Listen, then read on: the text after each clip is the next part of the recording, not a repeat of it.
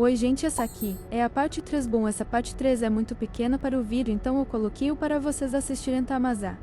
Parte 4 vai ser muito interessante, ela vai ser sozinha, e eu vou ter que sobreviver até eu voltar sozinha, então fique com o vídeo até a parte 4 que é amanhã, né, ou outro dia, porque tem dias que eu não faço porque eu vou ter que ter aula saída também.